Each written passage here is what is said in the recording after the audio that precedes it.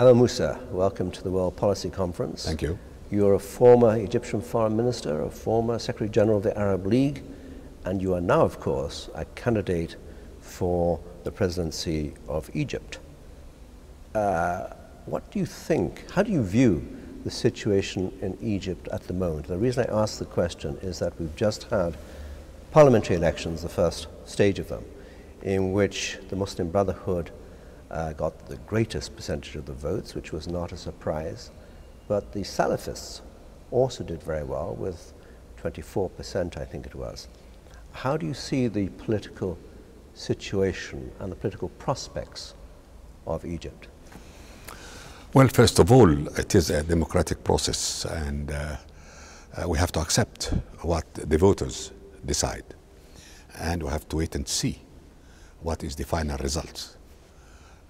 After all the three phases will have ended.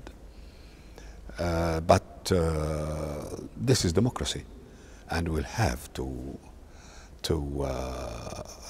get into arrangements, debates, lobbies, etc., in order to build a consensus on the major issues, at least. In as much as the Islamist current has won a majority until now, there are quite some liberal representatives or representatives from the liberal side who are very vocal and very apt. And I believe the parliament, if this continues to be the case, will be a very active arena for serious discussions, something that Egypt missed for so many years. There will be the religious current, there will be the other side current, an active debate, lively debate, with people committed to this or that argument. I believe it will be a very interesting period of time. Mind you, until now we are talking about the first phase. Yes. Let us wait and see whether this would be really the final result, or it will change and there will be a kind of balance between the two sides. The rest of the world, of course, is always views Egypt, I think correctly, as the pivotal nation in the Arab world. How do you think the rest of the world should react?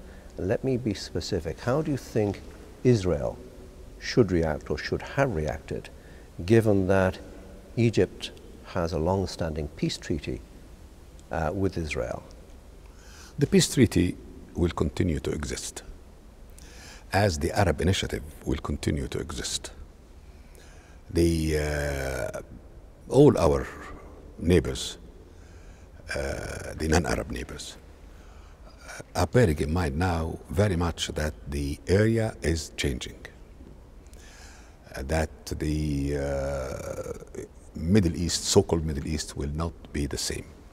I believe that the Israeli political space or political landscape should bear in mind that there is a serious change that has happened, and that the Middle East of tomorrow is not at all the Middle East of yesterday.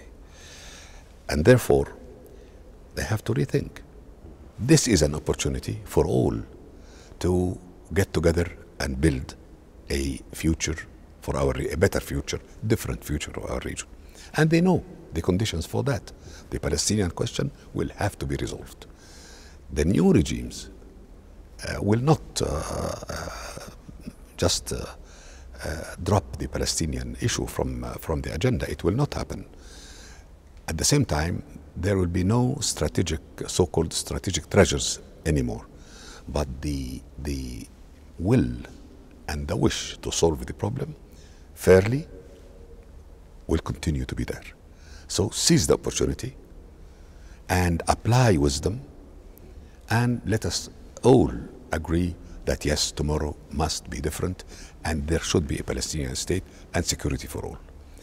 By the way, the term security for all is based on the necessity for a different security system, regional security system in the Middle East and around it.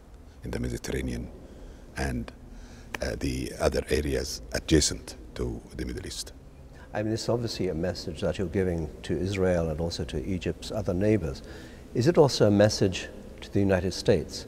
I pose the question because when Barack Obama became president, he made his speech in Cairo. He had a real initiative to try to bring about a Palestinian state, and that seems to have been lost. Unfortunately, there was a very good chance to achieve peace for all, but the chance was lost. As you see, nobody's now talking about negotiations, although negotiations is the normal thing to conduct it a normal way. But the normal way must be real negotiations, true negotiations, not just a gimmick or a pastime. This will never happen again. Yeah. No amount of convincing will convince any Arab citizen to believe in such negotiations or peace process, which was just a gimmick, as I told you. But a peace agreement would be is possible if the Israelis accept that a Palestinian state is a must, a viable state. And therefore their security will be the result. Guaranteeing their security will be the natural result of establishing the Palestinian state, because the whole Arab people will just feel comfortable that things have moved into a good and acceptable end. Without solving this, the tension will continue. On that note, Amr MOUSSA, thank you very much indeed. Thank you. Thank you. Thank you. Okay.